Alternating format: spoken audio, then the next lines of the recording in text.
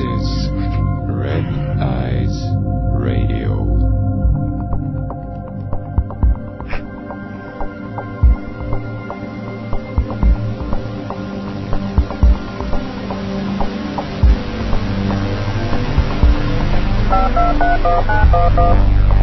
Alright, welcome back my friends.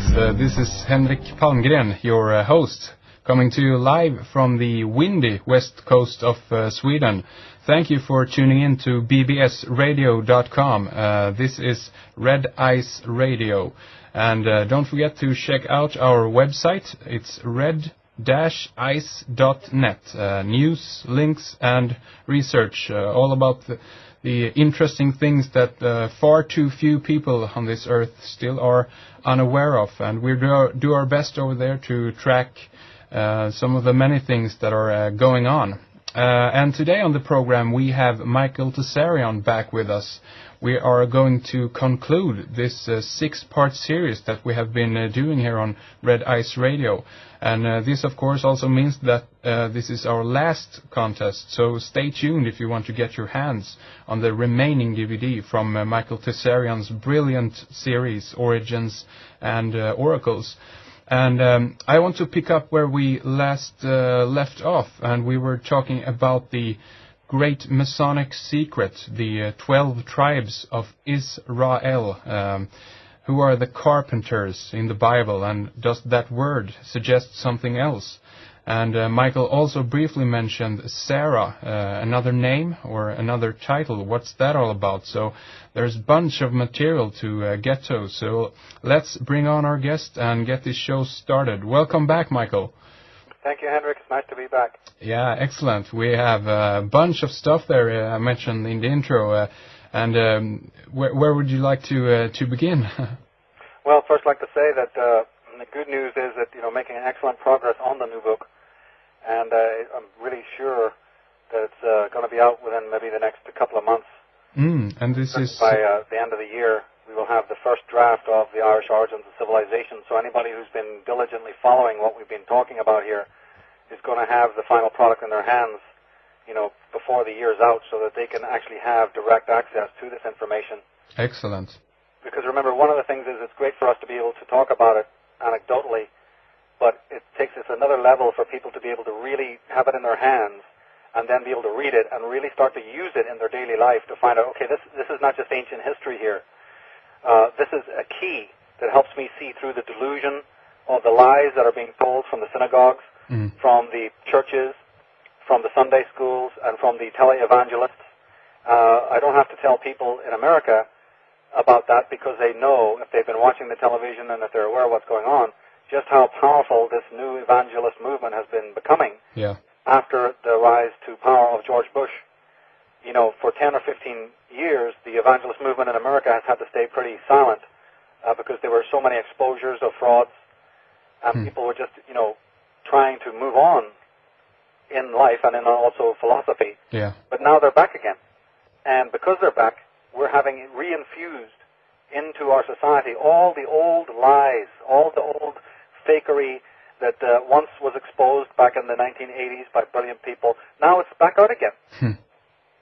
And people are being fooled into all of this nonsense. So when you listen to evangelists in this country talking about Messiah, when you say that he's going to be coming through the clouds, when you hear them talking about that he'll be riding a white horse, or that he'll have the crown on his head, and all this other symbolism, and Christians believe that this is from the Bible. This is, iconography or symbolism that comes from traditional Judaism and comes from the Bible. Yeah. You got to be telling them that, look, we don't mind you being a Christian, and we are not involving ourselves in your personal devotion. We actually pity you because you are involved in absorbing lies which are not good for your system. Yeah. We pity the average Jew who's been sacrificed on the altars of the Zionists. So, the last show, we got to sort of recapture what our motive is here to tell people that we're not Christian bashing, we are not Jew bashing. What we're doing is we're taking pity on those people who have deep desire to connect to the divine, but do not know that they are funding and supporting and giving their money to those people whose job it is to divide you from the divine. Exactly. Okay, so we are not just idle, punks who've got nothing better to do on a Sunday night than to come on and, be slamming, like usual counterculture rebels do. Yeah, exactly. People who watch my web stream on you've seen the web stream, right? The 2012, The Future of Mankind thing in Los Angeles? It is brilliant, Michael. It's excellent. Yeah, and how many times do I say on that? How many times do I critique the rebel? Yeah, exactly. Right? So, if we were just rebels, then why would I be critiquing that kind of Burning Man, usual rebel-type countercultural person that you meet in the streets? Why would I be doing that if I'm in the same category? Exactly. Or if you, Henrik, were in the same category? Yeah. We're not in the same category. We can argue with the best of them. We can have the greatest scholars in Egyptology. We can have the greatest scholars in the movement of races and tribes. We can have the anthropologists. We can have the students of the megaliths. We can have the students of language. And we will learn a lot from them. Indeed. But they will also learn a lot from us. Yes. Because we have observed that which is out of the box. Our thinking is out of the box. And a lot of times these other people's thinking is not out of the box. It's a regurgitation of what they've learned from within the system. Yeah. Now, when people are holding the Irish origins of civilization in their hands, it's going to be the same thing is happening to them when they held Atlantis, alien visitation, and genetic manipulation in their hands. Yeah. You're going to be reading a book by somebody like them, who's come, from the streets, who's made a thorough research all his life, all these subjects, and who's come to conclusions which are radically different than those conclusions which, thinking in the box brings you. Yeah. Oh, excellent! Yeah, it's gonna be great to get a copy of the book. I gotta buy it because it's I've been following your works now for so long, and it feels like it's you're taking it to new levels all the time. So it's going to be fascinating to see it. So great! I'm glad to hear that it's going well. Well, I'm a big fan of that. The old stuff. If something's been put down in a book form or something's been put down on a CD or DVD, then leave it there and move on, add something new. So this is just as like everything in life, the human mind must continue to explore. I don't have all the answers, so there's constant exploration. Yeah. And I don't know if you know this, but I have contacts throughout the world who send me a lot of material that I use in my books. It's not just me working this stuff out. I get emails from people who have this, who've also been researching this all their lives from Australia and from Scandinavia, from Finland, from different parts of America. People have had little pieces of this, but they haven't known what to do with it because they don't have the whole time to do the rest of the study. They hear me, and they say, hey, Michael, we could use this. And then it's collaborative. What I'm trying to say is that this work is very much collaborative. And also that people like yourself, taking it seriously and then giving the window of opportunity to go further and broadcast it. Again, that would be more limited. Yeah. Michael, from my part here, you're breaking up a bit. Can you hear me okay? Yeah, I can hear you fine. Okay, so if I go blank here, just carry on. We're going to try to figure out on our end if there's something we can do here. But let's go into the topics and we as I said, we mentioned last time the great Masonic secret and the 12 tribes of Israel and the carpenters and even Sarah. That name and is there something here you'd like to begin with? Yeah, well, what we have to understand is that the Bible was written. Many people know that the Bible has some sort of coding in it. The people who studied the Dead Sea Scrolls discovered that the Bible, the Torah, the Talmud, all of these scriptures contain codes. People who've been into numerology have discovered that there's numerological codes. Other people who are into symbolism have discovered that there's kind of cryptic, symbolic, almost Kabbalistic, meanings in the Bible that, are being brought to light. Yeah. So, and I agree on the same thing. What I'm trying to say is that these names, even the people in the Bible, most of them did not exist. Most of the events that are portrayed in the Bible didn't happen. The Bible was written hundreds and hundreds of years after the events that is said in the Bible happened. Hundreds of years after those dates is when these things occurred. We also know that the Bible was written in Rome, or at least the compilation of the Old Testament and the writing of the New Testament was under the auspices of Rome. Yeah. So then, why would the Romans and these people be interested in old world personalities? What would have fixated them with all of their gods and all of the 100 cults? We should stop here and say that you can get online and you can buy books on the 100 cults of the Roman Empire. Yeah. There's books even with titles like that, with all of the different cults that existed in Rome and in Greece. Yeah. And in Phoenicia and all over the world. What on earth would possess Roman scholars like Paul and all of the people backing him to be interested in some wacko-jacko, Middle Eastern, hodgepodge, totally incomprehensible, complex, you see, Jewish mythology? Yeah. Well, my answer to that, Henrik, is nothing would have possessed them to be interested in that. That's later on, we have our focus being artificially directed to the Holy Land, to this man Jesus, and to his disciples and their strange wanderings around these cities that didn't even exist. And when the Dead Sea Scrolls were dug up, they don't find a single mention of Jesus or his disciples or any of these events. When they deal with all the historians, both Jewish and Roman at the time, who were meticulous in their details of everything that happened, in the chapters where they're talking about the Middle East, they don't even mention Judea, let alone mention Jesus. So when you're reading about these characters, especially in the Old Testament, you have to realize that these are not characters who existed during the time that we're told that they existed. Yeah. They're not even characters that existed at all during the time that they said they existed. Once that is made clear, then we can move on.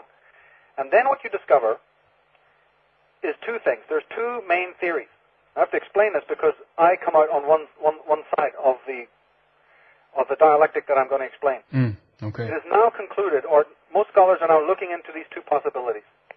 One is that they think that the characters of the Bible, that's both the New Testament and the Old Testament, are analogues to Roman families who existed at the time. Okay, like Titus and Vespasian and the Herods. And they say that the Jesus Christ, you see, comes from that milieu. He comes from the royal families of Judea. Yeah. He was a person who had political standing as a rebel leader or what have you. The whole story is that, yes, they did exist, but not in anything like the way it's described in the Bible.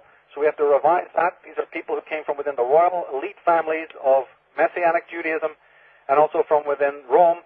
And it's a matter of decoding these names so that people can understand that these are like figures on a chessboard or like pictures in a silhouette movie in which these are, puppets. Yeah. And the names are slightly changed. So could it be that Joseph of Arimathea is really Joseph ben Matthias of the house of Maccabee? The famous royal family of Judea, you see? Matthias, you just change the words a little bit around of the Jewish Matthias, and you get Amathea. Yeah.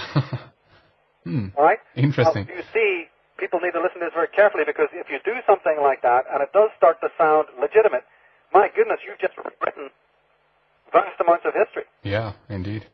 And Henrik, they do say that Pontius Pilate's wife was a sympathizer with Jesus. And was a closet Christian, do they not? Yeah. You see, they do talk about that in Jewish law you can have a substitute to go and die for you rather than you go to die. If you're one of the elite families, that's when you have that whole story that Christians will recognize of the Roman procurator saying that, hey, Jesus, asking the Jewish people, do you want Barabbas instead? Yeah. And later people have found out that Barabbas is just a word meaning son of the rabbi. So the Bible is full of hints and codes and nuances. Yeah. And people have a healthy interest to find out maybe we're being told something about the political wranglings of the time. Yeah. And that it's a much more interesting story to decode the characters and find out who their analogues were, who was really saying what. And there's great scholars that I hope people will read, like Joseph Atwell and Tony Bushby. People need to research these people. Yeah. Then there's another theory that we've been going into in the last 6 programs, which is that, look, okay, these characters did not exist in the era AD when we're told, between AD 0 and AD 40, but maybe some of them appear to be based on characters 1,400 years earlier. Yeah. And we know this because Ahmed Osman and Mustafa Gadala and Ralph Ellis have pointed this out and done a fantastic work in the etymology and the philology to show you that this might be true.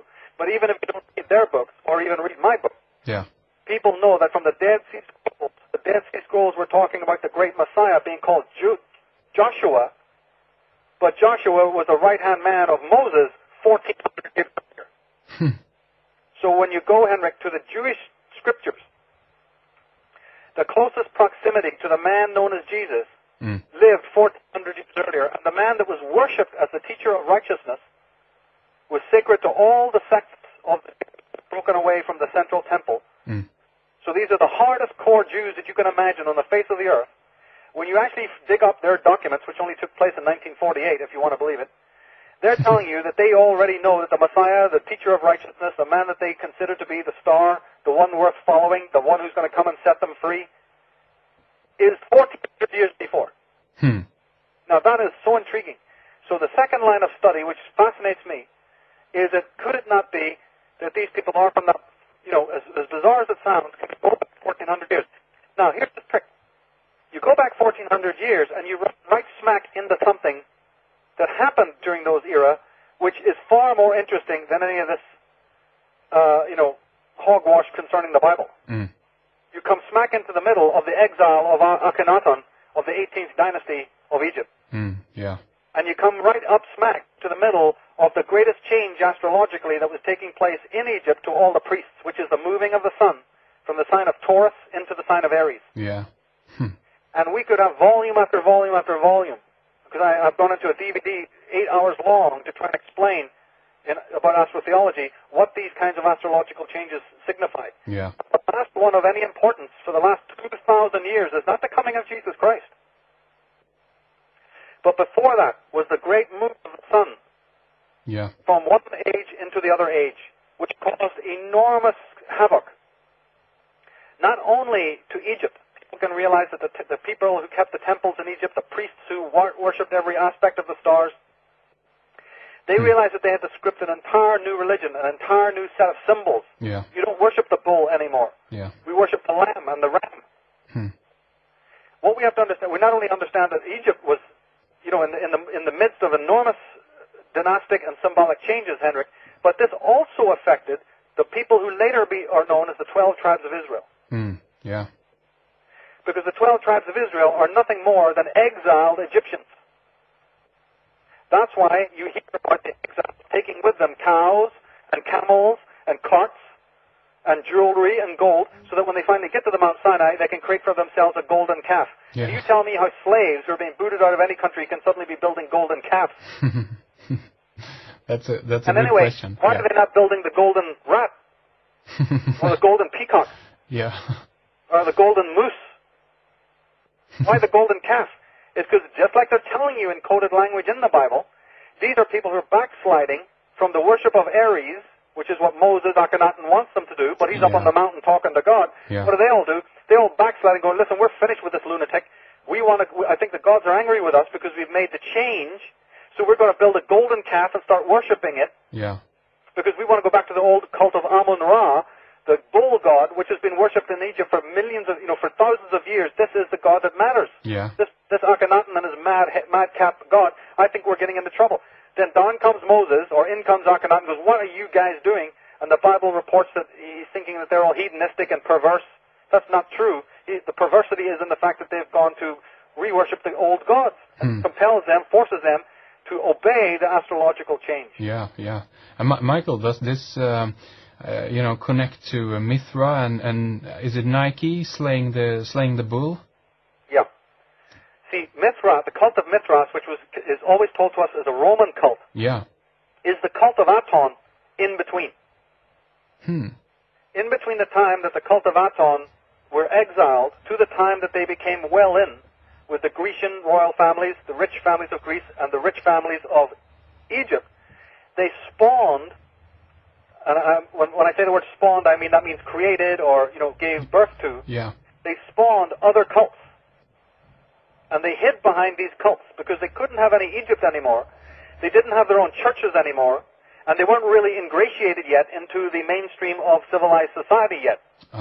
So in the meantime, what you have is these priests of Aton, who had a lot of influence, gave rise to many of the other cults that were Egyptian in imagery, or they were pan-Egyptian, but also slightly monotheistic. They were pantheistic. And the cult of Mithra, I believe, is a cult of Aton front. Ah, interesting. that helped them to get involved in Egyptian society. It was probably already created by some Roman cult, but it was infiltrated by the cult of Aton, who gave it a pep. And since they knew that a lot of Roman generals and Roman procurators and Roman senators and Roman officials were involved in these cults, the cult of Aton, I believe, infiltrated itself into many of these Roman cults that had prestige. And because they had real magic. I mean, these cult of Aton people are not just some nobodies. These are ex-pharaohs of Egypt. Believe me, they got power and they got money. Yeah. You know, they may not be sitting in Egypt anymore, but these people are incredibly powerful. They have the wealth of thousands of years of Egyptian scholarship behind them. They matter. Yeah. So when they came into Rome and Greece, especially during the Grecian times, these were big shots in Alexandria, you see. Yeah, the cult of Aton didn't go anywhere. So it hung around on the periphery. And then when Egypt basically fell during the time of the Greeks made friends not with the Ammon cult. The Greeks were not big friends with the Ammon cult and the regular Egyptians. They were in cahoots with the Atonists. Yeah. Because the Greeks needed somebody to run the wheel in Alexandria and the countries that they conquered in the Middle East. Yeah. So they gave it to the people that are called the Jews. Everybody knows in Jewish history that the Jews ran Alexandria. Or at least we're saying the people that think that they're Jews today, their ancestors, they think they're ancestors. What that really is telling us is that the Israelites and the Greeks were very good friends. Okay? Yeah. That's why it is known that in those days, Henrik, most Jewish families called their son Alexander. Yeah. I don't know if you know this, but it was a habit in Hellenistic times for a Jewish boy's middle name or first name to be Alex. Interesting. Or named after one of the generals of Alexander. Because they had such close rapport. This is something that a lot of history doesn't go into. Yeah. Now, if we backtrack to say, who were these Israelites? We know that these Israelites came to Mount Sinai and that they ended up dividing. I'm saying that Ralph Ellis has proven that the division of the 12 tribes into the 10 tribes of Israel and the 2 tribes of Judah is also a division based on this astrological movement. So don't just focus on Egypt and what the Egyptian priests were doing, wondering about how to build new temples and worship new gods. The exiled Egyptians also had a schism. So when your mind goes to Mount Sinai and when it's thinking about the golden calf and the falling out of the people, that's true, that happened. The 10 tribes of Israel said, we are not interested in this super Atonist, super Aries, belligerent Martian, sun cult type of thing. Yeah. And they basically became then considered, and this is very, very important for what we're going to say in a minute. These 10 tribes then were considered lost. Yeah. They were considered anti-Jehovah, meaning anti-Atonist. Every Jew who's listening to this better listen up, because we're going to explain your Holocaust later on. And we're going to explain the pogroms. And we're going to explain why rich Jews have been putting you on the altars of sacrifice when you think that you should be exempt because you're Jewish. You better be listening to this, because we're going to find out why you would want to back Zionists who are massacring Palestinians. Are those Zionists really Jews? Let's go back into a bit of history and find out something interesting that you need to know about your Jewish history.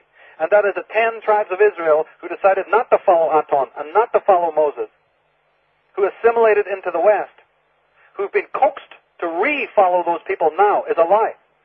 Because those people said, no, we're going to become westernized. We want to move and assimilate into the Western countries and have nothing to do with this. We are Jewish by conversion, and our Bible is the Torah, period.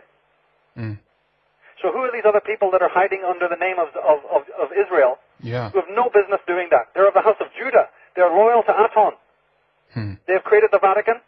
They have funded the Illuminati. They've created the Masons, and they've created the Jesuits. And they're bringing murder and mayhem to this world, and under the name of Judaism and under the name of Christianity. When people say the word Judeo-Christianity, they got to find out, where did that term come from? When we're already told that after the Assyrian captivity, the tribes had so much antipathy, Henrik, towards one another, that 10 tribes followed Jeremiah into the west and became totally assimilated, bringing their various symbolism with them. And then only 2 tribes, those of Levi, that's where the word Levite comes from, and the tribe of Benjamin, went back, they say, to the temple and hung it out there and stayed true to the old oral tradition of the Talmud. Later became the Talmud. But what we've got to understand is this, that division between the people was not just political in nature. It was based on an astrological change. So when Jews and Christians are telling you today that they have no time for astrology, my goodness, their very origins are based in a observation of precession and the horoscopy. Yeah. Fascinating. Yeah. So this is where we now discover something is basically considered the ending of one phase of the cult of Aton when they divided. But your question about Sarah goes back, you see, to their beginnings.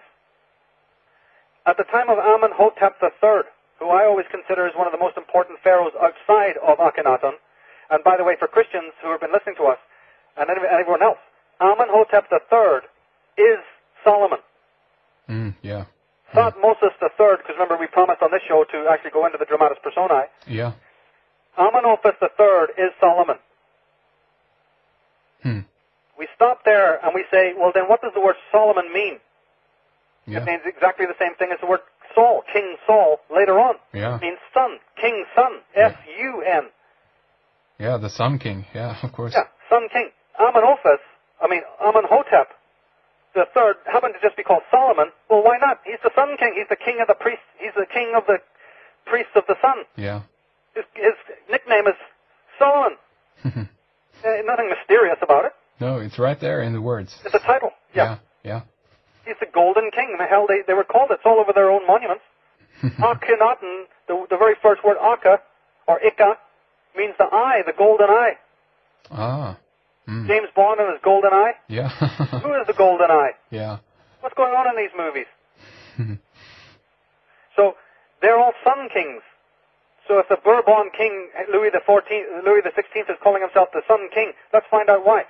Now, Sarah is meant to be in the Bible. If you go by the Bible, which I told people have already been saying is not a great legitimate source or anything, but at least in the Bible it's saying that Abraham's wife, Sarah, gets involved with the Pharaoh. The true story is that Abraham himself was a Pharaoh. Yeah. He was the Pharaoh of the northern part of Egypt. His group had taken over a couple of hundred years before. They were very ruthless. But what happened to them was that there was a drought. Northern Egypt was hit by a very severe drought, and the waters receded. They couldn't feed their people. Whereas the waters of the Nile, they are starting in the south, down in Africa. Further down is where the waters of the Nile are the richest and the purest and the cleanest. So the southern Egypt was not affected by any drought. But the king of the south of Egypt that hated the guts of Abraham and the northern Hyksos dynasty pharaohs, you see. But, you see, of course, what happened was Abraham went with his people and he took his wife and they begged the southern pharaoh for help, saying all of Egypt is suffering, you can't let people die, you know. So what happened is the southern pharaoh gave them grain. In the meantime, they claim that the southern pharaoh fell in love with Sarah. And the Bible blatantly tells you that when the pharaoh wanted Sarah, Abraham lied and said that she is my sister, you can have her. When of course it's his wife. Yeah. Now of course I'd love to dive into the question of why this wonderful holy man of God, this Jehovah's great patriarch, would be lying through his black teeth. How holy that can be, but we'll have to leave that one aside. People can make up their own minds about that one. It's just pretty much, it's pretty much the game. When you're dealing with the Bible, that's pretty much the rule. Yeah. But, let's not be so controversial. We'll come back to the story. It's amazing to me. So this is what happened. Now, here's the implication that Ahmed Osman has brought out. This means then that Sarah lay with the Pharaoh Amenhotep III and her son Isaac and his son Jacob and Joseph. And isn't it that Jacob was renamed Israel? Yeah. So then the 12 tribes of Jacob, or the 12 tribes of Israel, hey, their granddaddy is Amenhotep III, the Pharaoh. There it is, and it's absolutely irrefutable. So even if people do not believe all the other sundry connections to Egypt, you see, and they turn that all down, and they believe there's no such connection, and it can't be proven, well, listen, there is absolute 100% proof. And that's the reason, by the way, why you have not seen so much recently on Egypt. Because since the work of Ahmed Osman, there's been a sort of a silence in the Egyptian community. Because they don't want to touch upon any of this. Because this man, Osman, has proven that the Yuya, the character known as Yuya, who was the caretaker of Akhenaten, his uncle, actually not his uncle, his grandfather, was the Joseph that is talked about in the Bible. Again, a descendant of Sarah and Amenophis III. Ah. Yeah. So when you want to examine the dramatis personae of the Bible, they are finding out now that Akhenaten connects to Moses, that there is a similarity between the Yuya and Joseph. The words are the same, by the way. When you go back into Egyptian, the word Jacobam or Jacobam are very similar to the Joseph, who is known as the grandfather or the caretaker of Akhenaten. Michael, do you think that this kind of information that you're presenting here is known, for example, within the higher degrees of within the Masonic, Freemasonic world, so to speak? Yes. In fact, I believe that Masonry is one of its major functions. It has two major functions symbolically. One is to keep preserved exactly what we're revealing today. I can reveal this stuff because I've never been a Mason, and I've just used my own brains and my own wit to read Masonic literature, which I have a large collection, and to read, I've always studied ancient Egypt and marked these X factors. But believe it or not, the Masonic symbolism that is used, the symbol of the sun, the symbol of the pyramid, the symbol of the eagle, these are Egyptian symbols, and they are to keep that. One of the most important other roles of Freemasonic history is to preserve the teachings of the Druids. Because the Druids are older than the Egyptians. And they, in fact, Egyptian culture owes a debt, just like the world owes a debt, to the Druids of Ireland, who were the first makers of keepers of civilization. So Masonry contains a great deal of Druidic symbolism that they often make you believe, falsely, is Judaic symbolism. It is Judaic because the word Judah meant a Druid. Really? Yeah, well, the word Judah and the word judge, we still use the word Jew today and the word judge. Yeah, indeed. But a judge is not a man of a race. A judge is just an extremely intelligent, articulated, matriculated person, right? Of high intelligence. So the Jew meant nothing more, and this has to be taken exactly as I'm saying it. The word Jew only meant smart man. Educated man, man from the temples, man who has the knowledge of herbalism, medicine, metaphysics, philosophy, music, and of course religion. And this gives them, do you incline here that this gives them also the power to judge other people then? Yes. All right. It means that they can interfere in their lives, both in legal, they have legal ability, they have educators, they're educators, and they're educators, you see. So yes, it meant a person of great standing who was a great person in knowledge. It's only a hijacking of words, which Conor McAdary went blue in the face, telling people to watch out for that, is that, look, the hijacking of certain terms and the misappropriation of terms.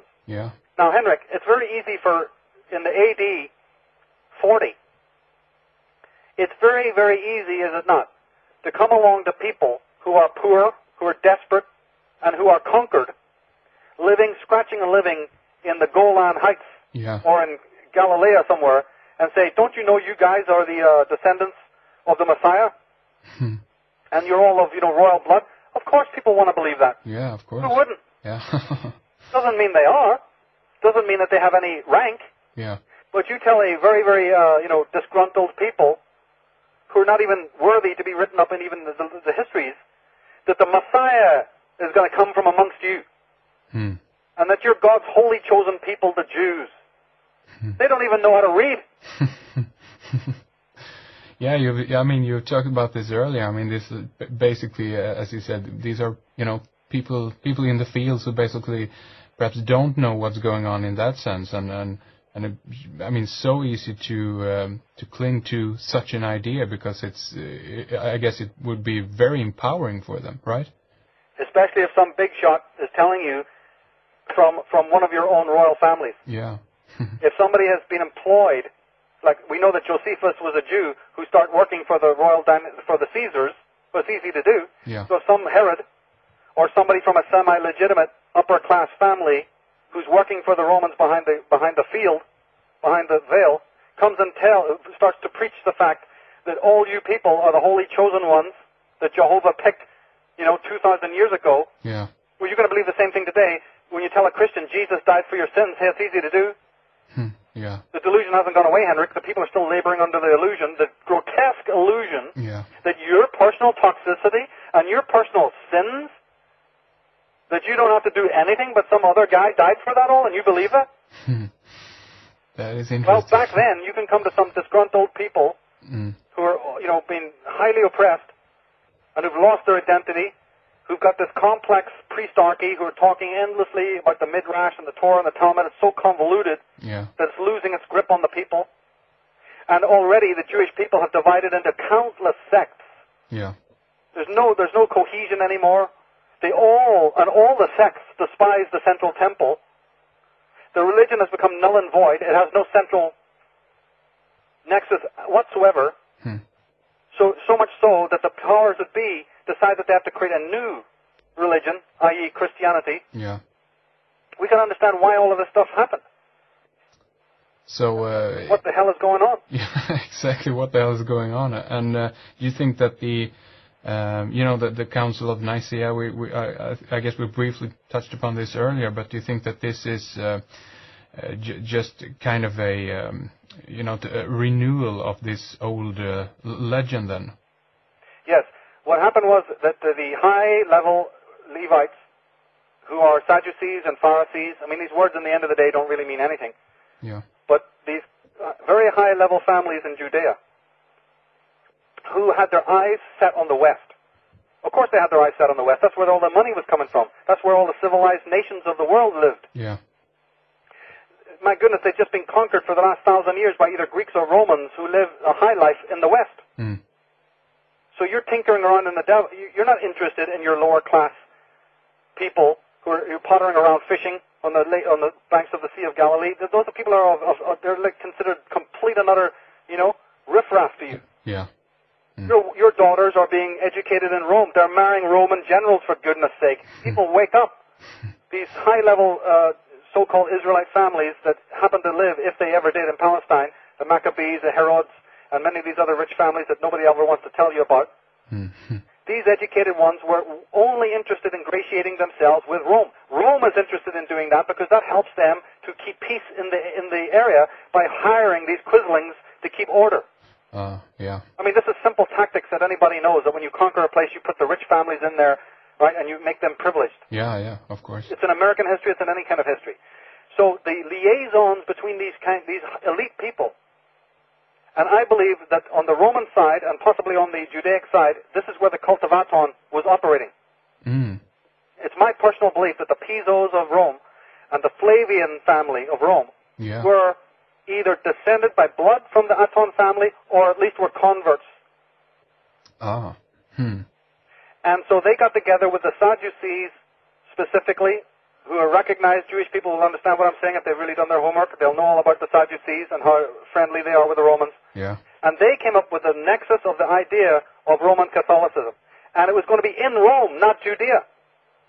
If it was a purely Israelite idea, Henrik, then the church would have been in Jerusalem. It cannot be overstated why the first converts to religion are Roman, and it cannot be overstated why the first church of Rome is in Rome, for goodness sake. Yeah, exactly, yeah. Now, the way that they cover that up, because of course they know that people are going to ask these questions, when people like me, researchers, ask these questions, they always have an answer.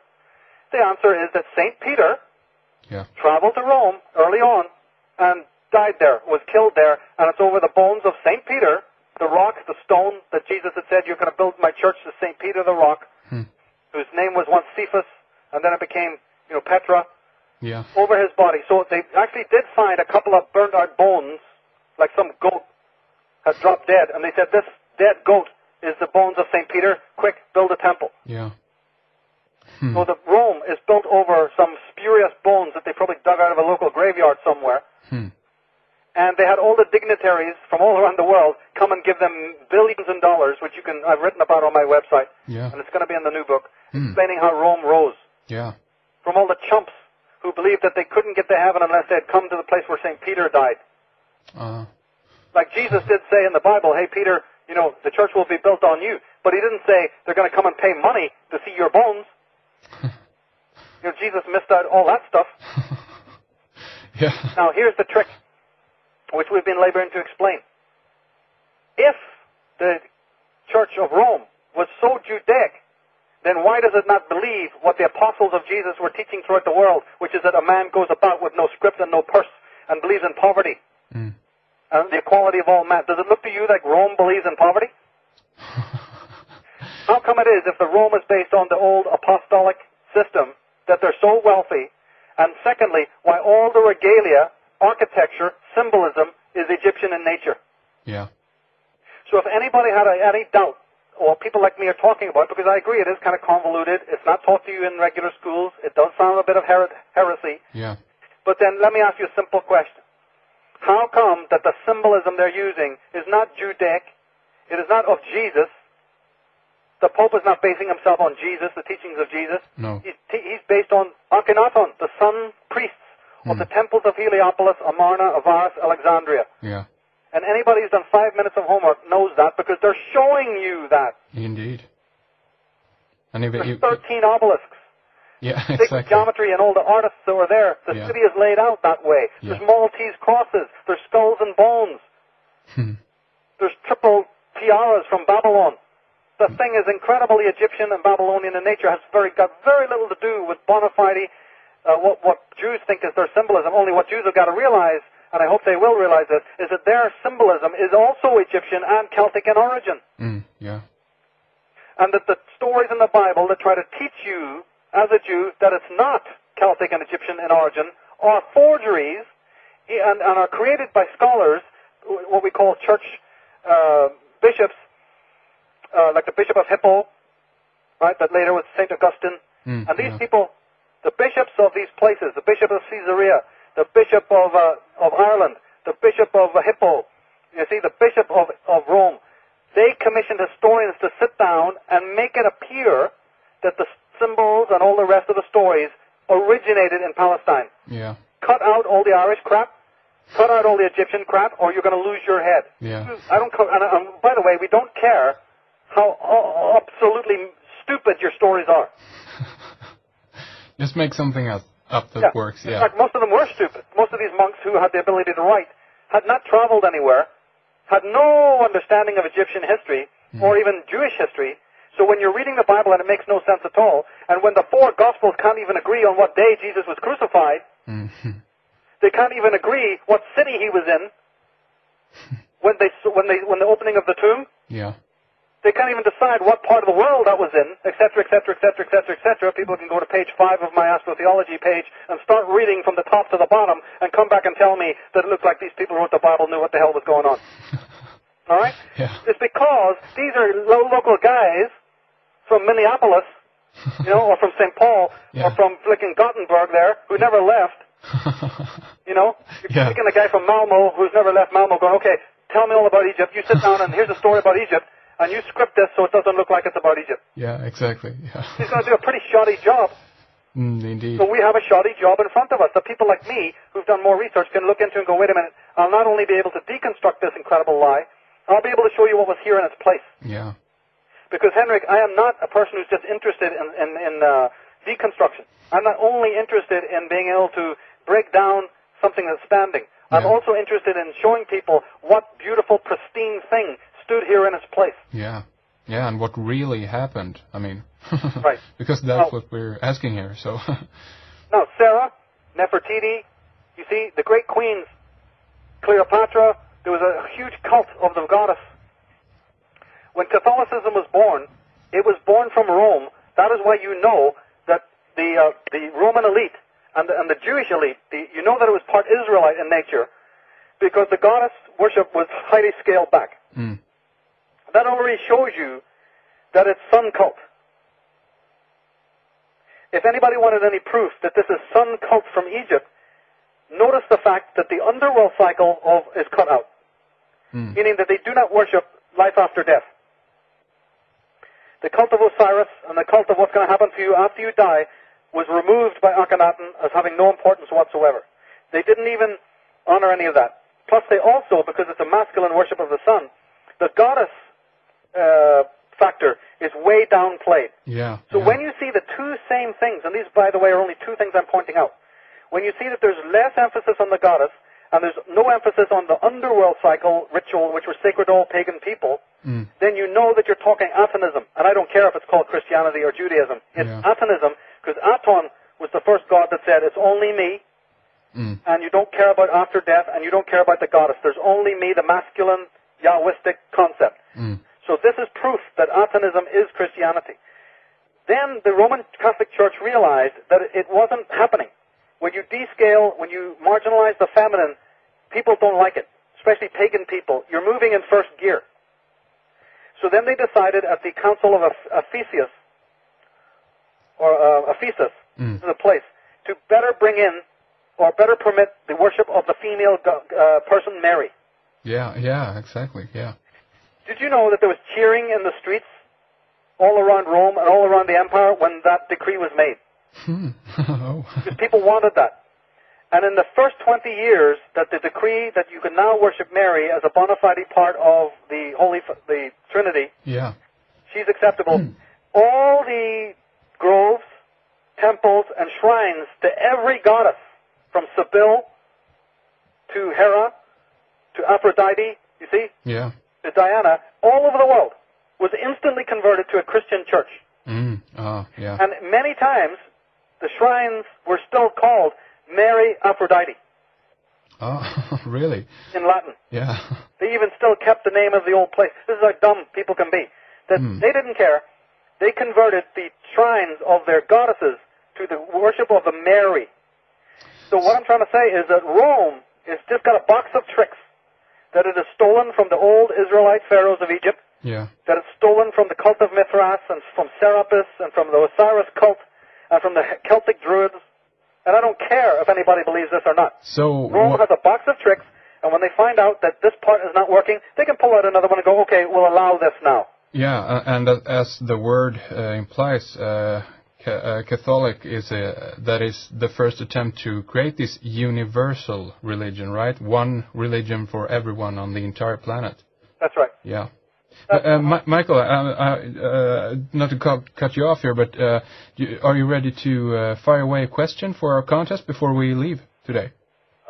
Give me a few more minutes with that. Okay, all right, okay, sure. I had it, and I'm just looking to make sure that's easy for people to find. Yeah, okay, right. Yeah, because, you know, as you said, Catholicism is the new world order religion, basically. But do you think that it's failed, or do you think now when people are returning to it, as you said in the beginning, that it is a success? What's your take on this? Yeah, I think it's successful. I think that, you know, because they've put millions of dollars into it. Yeah. You know, these are very, very powerful people, and who have they got standing up against them? Very few people. They have created the universities and the colleges and the seminaries and the schools to teach you the lies that I'm trying to expose. Yeah. And the people like Ralph Ellis and other writers are exposing. But we're only a handful of people, Henrik. Yeah, exactly. And even when we open our mouths, I don't need to tell you what, you know, I mean, I'm lucky. I don't know why, but people seem to take to what I'm saying all over the world, so I don't have too much of a problem. But I say, you know, a lot of times there's been a lot of resistance. I think that the resistance is getting less. Yeah. So the only thing positive I see is that people are starting to want more of these truths. And the reason is this. They're so sick of the lies. You know how a junkie will say that they clean up, and when you ask them why they cleaned up or why an alcoholic cleaned up, one of the first things that they'll tell you is because they got sick of being sick? Yeah. That's the same thing when it comes to disinformation. Some people are so sick of ignorance, so sick of being disempowered, so sick of being told lie after lie after lie, that they finally now, not through passion and not through truth, they're coming to seek for the truth, but just because they want something different. They're so burned out on the same vomit that they've been swallowing all these years. Yeah, exactly. That strange quirk of nature, I don't know what it is, it's a strange quirk of human fate or human nature, that you might then, you know, come back and do some cold turkey and say, well, look, is there somebody who can explain all of this? Do you know, I was in the same boat not too long ago. Yeah. It's Jordan Maxwell, you see, and Eustace Mullins and these people who have awakened me. Yeah. Because I was in the same boat. I had no clue. I had some of these pieces because I'd been a student of goddess tradition long before this, and a student of film, and a student of symbolism, and astrology and whatnot, and I had so many parts that didn't connect. The difference is with me is that I start making notes of all of those things that didn't connect. Yeah. But you see, the great hubris, the enormous ego of these people, yeah, if you talk to them, they're doing real well. They consider themselves to be in complete control of the world. Yeah. Yeah, no, yeah.